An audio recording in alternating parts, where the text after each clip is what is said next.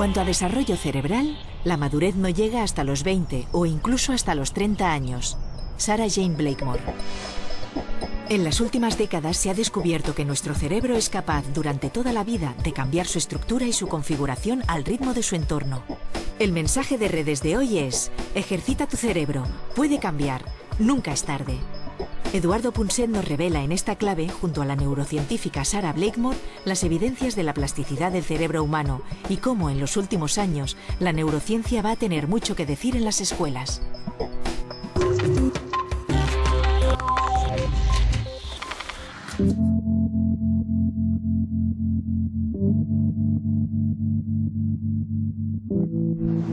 Bueno, estamos en un taxi típico de Londres, desde el aeropuerto de Heathrow hasta el centro de Londres.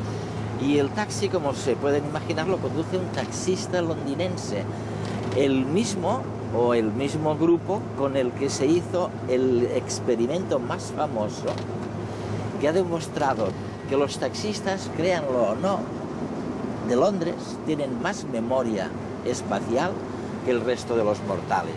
El segundo experimento se hizo con músicos, también en Londres, y en ellos se descubrió que unas conexiones cerebrales muy específicas se desarrollaban más con el ejercicio memorístico de acordarse de las notas, se desarrollaba más que en el promedio de la gente. O sea que gracias a los taxistas y gracias a los músicos, hoy sabemos, nos regodeamos con este concepto de la plasticidad cerebral que permite, en pocas palabras, aprender en contra de lo que se creía, aprender durante toda la vida de una persona.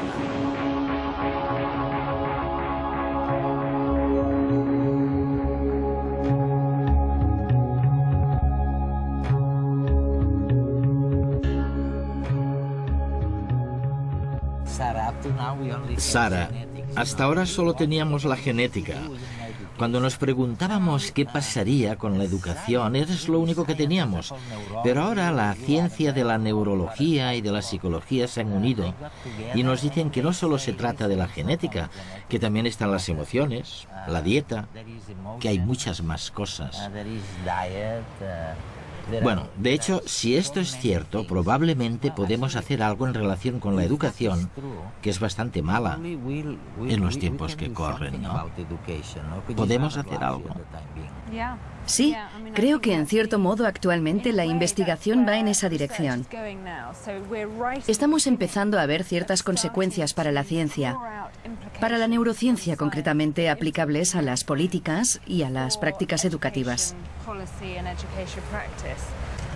Ahora mismo es bastante difícil sacar conclusiones, porque está claro que es demasiado pronto. Pero en el futuro, a medio plazo, la neurociencia tendrá muchas repercusiones en el ámbito educativo. ¿Y hemos obtenido ya algún descubrimiento que pueda ayudar al ciudadano de a pie? ¿Qué habéis descubierto vosotros? Nuestros estudios se centran en ver cómo se desarrolla el cerebro. Es una ciencia realmente nueva, de hecho, solo existe desde hace unos 5 o 10 años, desde que utilizamos tecnología como la neuroimagen, las resonancias magnéticas cerebrales, que nos permiten hacer un escáner del cerebro de una persona viva para ver cómo se desarrolla este a lo largo de la vida. Y estos estudios de investigación muestran claramente que el cerebro sigue desarrollándose durante décadas, y una etapa del desarrollo especialmente crucial es la adolescencia. Y es una crisis, real. Bueno, lo es.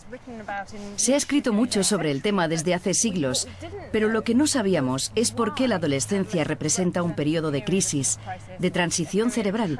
Un periodo en el que la conciencia de uno mismo, la influencia de los semejantes, la asunción de riesgos, todas estas cosas cambian. Hace una década la mayoría lo hubiese asociado con cambios hormonales.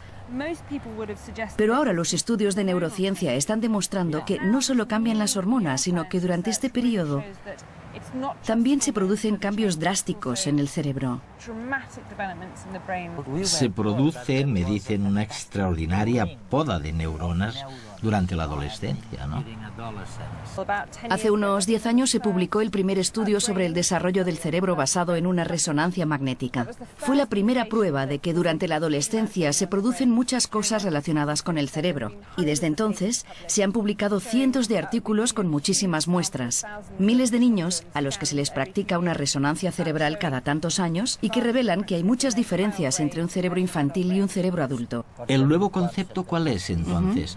Es la plasticidad del cerebro, a diferencia de lo que se pensaba, de que con la edad las neuronas dejaban de crecer. Ahora resulta que no, que la edad no es un obstáculo y que seguimos aprendiendo y cambiando de distintas formas, pero durante toda la vida.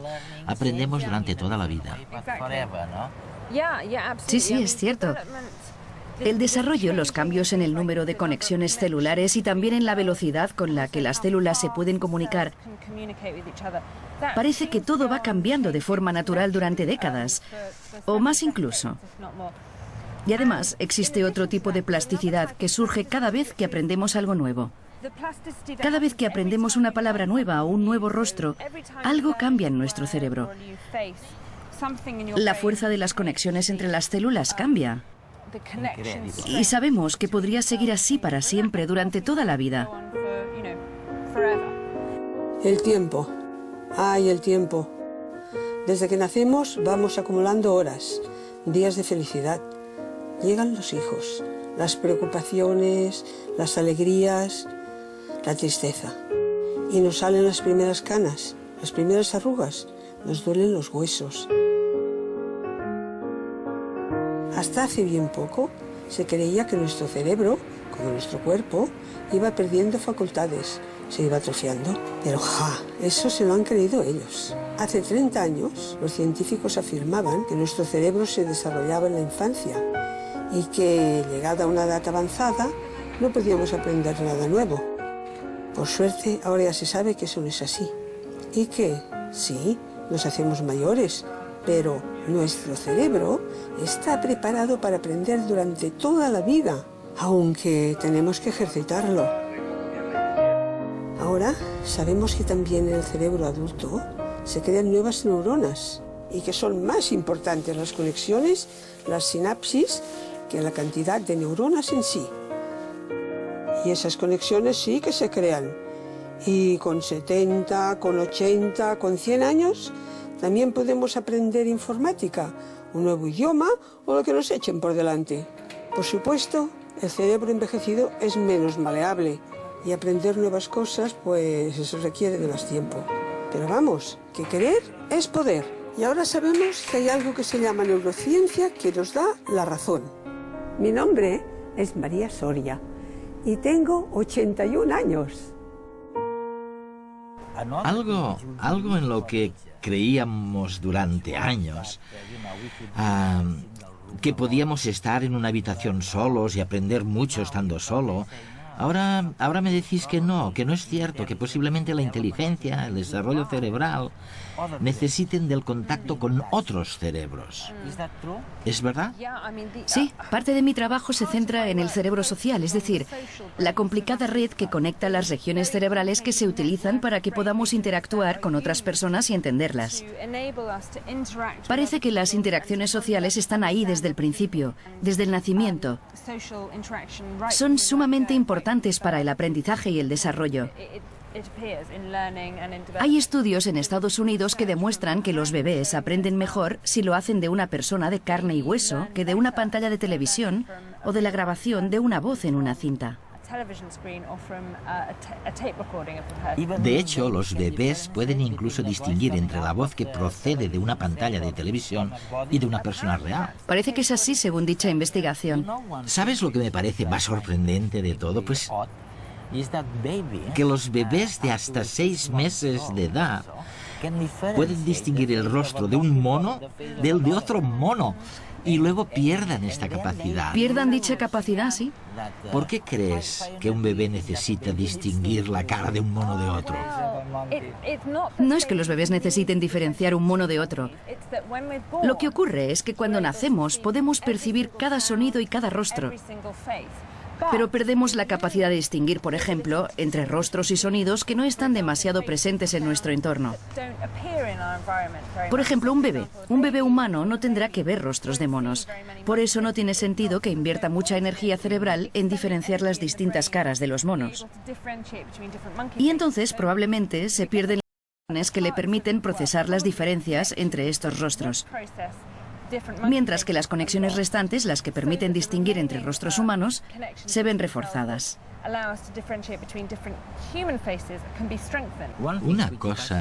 Una cosa que me fascina, y supongo que a muchos ciudadanos también, es algo que tiene que ver, bueno, tú lo llamas, creo, los periodos críticos del aprendizaje. Por supuesto, tenemos los ejemplos terroríficos de 2 premios Nobel, no me acuerdo de cómo se llamaban. Hubel y Wiesel. Exacto, Hubel y Wiesel. Hicieron experimentos con gatitos, ellos. Sí, privaron a los gatos.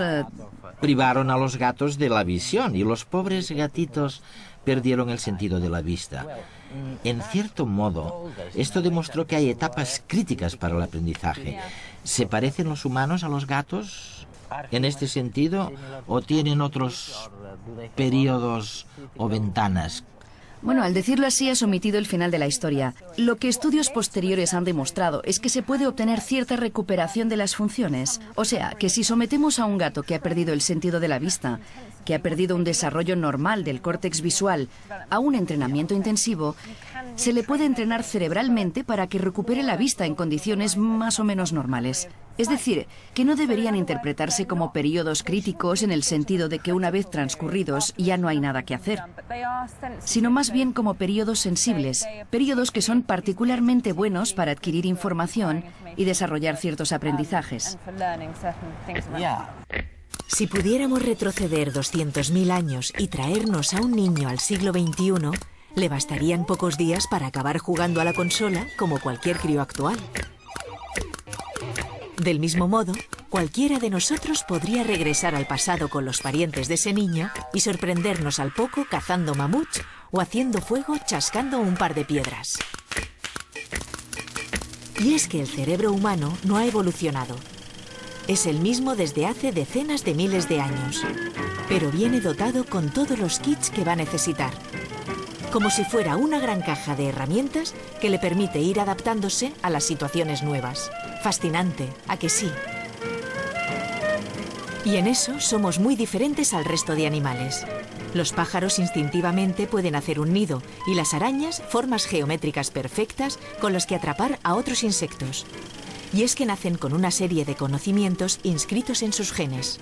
Sin embargo, los seres humanos nacemos con más vacíos de información, pero con una mayor capacidad de aprender. Y para aprender y desarrollar nuestra inteligencia, necesitamos estar en sociedad. Lo que facilita que el cerebro actual y el de hace 200.000 años se adapten a los cambios del entorno es que conviven con otros cerebros. Las neuronas espejo, situadas en el córtex premotor, son las encargadas de observar a los otros para que podamos interactuar con ellos, entenderlos y también aprender. Somos cerebros sociales. Algo que me fascina de todo esto es constatar, y lo he visto con mis nietas, la relación entre la palabra escrita, cuando aprenden a escribir, y una pintura o un color, que es algo totalmente distinto.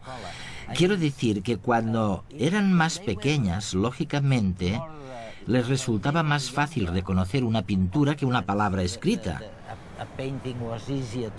Pero con la edad no hay nada que puede contener la fuerza imperiosa de la palabra escrita. Es como un lavado de cerebro. Oye, ¿por qué las palabras se vuelven tan importantes? La lengua escrita frente a otros estímulos. Creo que una vez has aprendido a leer no puedes hacer nada para evitarlo. Si ves una palabra que puedes leer, tu cerebro lo procesa, aunque sea una desventaja. De ahí que existan estas graciosas tareas que se conocen como las Stroop Tasks, en las que puedes intentarlo. Escribes el nombre de una palabra, por ejemplo, escribes la palabra azul, pero con tinta verde. Y la tarea consiste en nombrar el color de la tinta. Es verdad. Y eres mucho más lento si el color de la tinta es distinto del color de la palabra. Te fías de la palabra. Porque tu cerebro no puede evitar leer la palabra y eso interfiere con el hecho de nombrar el color azul. Y así se demuestra que la lectura se automatiza cada vez más conforme aprendemos a leer. Sara, me han comentado que se podría desarrollar el concepto de plasticidad cerebral. De hecho, se podría hacer después de 2 o 3 experimentos. Bueno, uno de los primeros experimentos fue un estudio hecho en Londres sobre los taxistas londinenses. De una de mis colegas en la Universidad de Londres. Allí para llevar un taxi tienes que saberte no sé cuántos miles de rutas. Creo que son unas 25.000 rutas. Increíble, ¿eh? Tienes que aprendértelas todas de memoria, así que se trata de personas con una memoria espacial prodigiosa. Ella los estudió y se fijó en la estructura y funciones de sus cerebros. Y lo que descubrió fue que comparando con otros conductores, el hipocampo, que es una parte del cerebro que se encarga de la memoria y del aprendizaje espacial, una parte de este era mayor. Mayor, ¿eh? Sí. En los taxistas comparado con otros conductores. Y el tamaño de esa parte del hipocampo tenía que ver con el tiempo que habían estado conduciendo taxis, cosa que sugería que realmente el tamaño tenía que ver con la necesidad de moverse por Londres. O sea que la gente que siga creyendo que no se puede hacer nada o casi nada en torno a lo que somos, que tenemos el cerebro que tenemos y punto, bueno, que vayan cambiando de opinión. Porque fíjense, los conductores de taxi aquí en Londres les ha crecido el hipocampo a base de memorizar simplemente los nombres de calles. Sara, parece que hay otro ejemplo que tiene que ver con los músicos. Hay estudios sobre violinistas. Sí, violinistas. Violinistas expertos cuyos cerebros, más concretamente la parte de sus cerebros que controla el movimiento de los dedos de la mano izquierda, porque utilizan la mano izquierda. Pero todo está en la parte derecha, ¿no? Sí, el hemisferio derecho es mayor en los violinistas expertos. De hecho, creo que se trató de un descubrimiento especialmente importante para los violinistas que practicaban desde la infancia y menos importante para los violinistas que aprendieron de mayores. De mayores, me dices. Además, actualmente hay estudios muy interesantes sobre las personas que aprenden a hacer malabarismos, que aprenden a hacer juegos malabares con pelotas. Si comparamos el cerebro de personas antes de que hayan aprendido a hacer malabarismos y después de 3 meses de aprendizaje, la parte del cerebro que interviene en el procesamiento de los movimientos visuales, el hecho de tener que seguir la trayectoria de la pelota, incrementa el tamaño del cerebro. Y algo interesante es que si dejan de practicar durante 3 meses, el cerebro se encoge y vuelve a su estado original. O sea que tiene mucho que ver con este concepto de la plasticidad cerebral. Hay que entrenar el cerebro y seguir practicando, porque si no, vuelve a donde estaba. De la misma forma que cuando practicamos un deporte se desarrollan más determinados músculos, en la última década técnicas como la resonancia magnética han permitido ver que con el cerebro pasa algo similar. Ahora se puede medir la actividad cerebral de una persona mientras ésta desarrolla una tarea y ver de qué forma el sistema nervioso se adapta continuamente a las circunstancias cambiantes, cuando aprende una nueva lengua, una habilidad, una ruta distinta hacia casa o al ver una cara nueva. Y como en el caso del deporte, los cambios de la estructura del cerebro van asociados a su uso. Cada día recorren la ciudad, se manejan por un entramado complejo de calles, avenidas y rondas. Recuerdan que hay obras en una zona determinada y las sortean. Se saben de memoria cientos o quizás miles de rutas. De toda esa información espacial se encarga el hipocampo, una región cerebral con forma de caballito de mar. Nos ayuda a recordar dónde están las cosas o cómo volver a casa, y almacena información sobre coordenadas espaciales. Esa zona, cuando una persona se convierte en un experto de la navegación, se desarrolla más. Por eso, en un taxista es mucho mayor que en un conductor normal de la misma edad y sexo. El tamaño depende del tiempo que lleva conduciendo el taxi y usando a fondo su memoria espacial. Lo interesante de esto es que ahora se sabe que todos podemos ejercitar nuestro hipocampo para mejorar la memoria espacial y la navegación. La parte del cerebro que procesa la música está situada a ambos lados de la cabeza, muy cerca de las orejas. Se denomina córtex auditivo y en los músicos puede ser hasta un 25% más grande que en las personas que jamás han tocado un instrumento. Y como taxistas, el tamaño del córtex auditivo depende de los años que lleve esa persona dedicada a la música. Pero este no es el único cambio en su cerebro. También las regiones que controlan el movimiento y el tacto se transforman como consecuencia del uso. Cuando el dedo toca una cuerda, este estímulo sensorial activa neuronas en el córtex sensomotor del lado opuesto. Además, un nivel alto de actividad refuerza las conexiones entre los grupos de neuronas excitadas. Y si un adulto empieza a tocar el violín, también cambia su córtex sensomotor. Se ha demostrado que se necesitan apenas 5 días para que las áreas sensorial y motora se modifiquen y se adapten a la nueva actividad. Aunque si dejamos de tocar durante mucho tiempo, perdemos flexibilidad y conexiones sinápticas. Nuestro cerebro es moldeable. Tiene una gran capacidad para cambiar y adaptarse en función del entorno y de nuestras experiencias. Y puede, además, reorganizar funciones. En las personas sordas, el córtex auditivo, en lugar de procesar el sonido, se activa para leer los movimientos de los labios. Se adapta a las circunstancias y responde a otras señales que la persona sorda necesita procesar y entender. Yo solía burlarme de la gente que hace crucigramas del periódico, pero me contestaban: es para recordar mejor, para mejorar mi memoria. Así que es verdad, ¿estaban mejorando su memoria? Sí, bueno, hay muchos estudios sobre ello porque ahora se pueden comprar videojuegos nuevos, como por ejemplo Brain Training. No sé si has oído hablar de este videojuego. Sin embargo, es un tema polémico porque se trata de saber para qué sirve realizar este tipo de ejercicios. Crucigramas, puzzles enormes y este tipo de cosas. Creo que el consenso general desde un punto de vista neurocientífico es que entrenarse en este tipo de actividades claramente mejora o cambia la parte del cerebro donde se encuentran estas habilidades. Es decir, que si haces muchos crucigramas cada vez los harás mejor. Y la razón van a ser ciertos cambios cerebrales. Pero la cuestión es saber si esto tiene un impacto para cualquier otra habilidad. En las habilidades en general, por ejemplo. Sí, sí es general. No hay ningún indicio de que así sea y habrá que seguir investigando. Pero si todo esto de lo que estamos hablando contiene, aunque sea solo una media verdad, entonces las perspectivas de cambio para la educación son inmensas. Sí, estamos empezando a saber mucho más sobre lo que sucede en el cerebro cuando aprendes cosas distintas, como matemáticas, o cuando aprendes a leer y escribir, cuando interactúas socialmente o cuando utilizas distintos métodos de aprendizaje. Pero creo que lo más importante que hay que recordar es que todo ello va a tener consecuencias para la educación.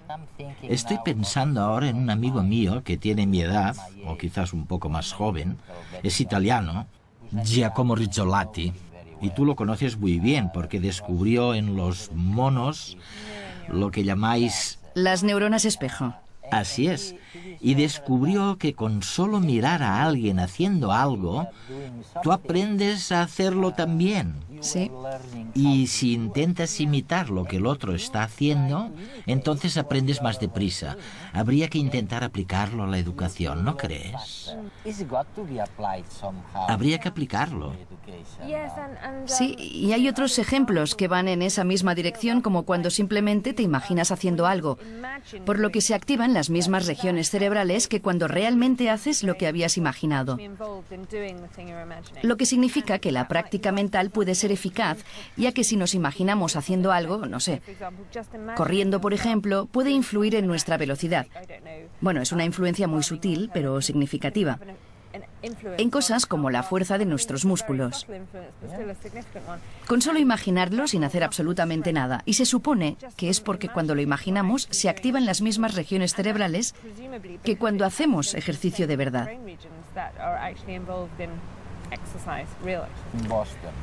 Recuerdo que en una ocasión me encontraba en Boston, en Estados Unidos, y estaba con uno de los mayores expertos en nutrición del mundo. Y al final de la conversación me dijo, mire Eduardo, la nutrición y la dieta son muy importantes para la salud, pero hacer ejercicio es todavía más importante. Esto es lo único de lo que estamos seguros. Así que parece que hacer ejercicio es muy importante para la salud. Sí, se trata de un tema muy interesante. De hecho, no sabemos cómo influye a largo plazo el ejercicio en el cerebro humano, pero lo que sí sabemos de distintos estudios hechos con ratones y ratas es que el ejercicio influye en el cerebro. Es en aquella parte del cerebro, el hipocampo, que se encarga de la memoria y del aprendizaje, donde más influye el ejercicio. Hay estudios de hace algunos años que demuestran que cuando los ratones pueden hacer todo el ejercicio que quieren, nuevas células tienden a crecer en su hipocampo, muchas más que en los ratones que no pueden hacer actividad física.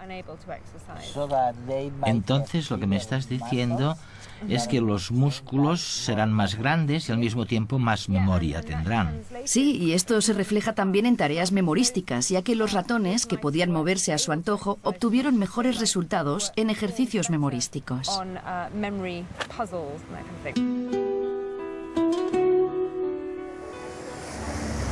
Estamos descubriendo por primera vez que es cierto que existen periodos críticos en el aprendizaje de una persona. Hay idiomas, hay cosas que es mejor aprenderlas en una edad determinada que en otras.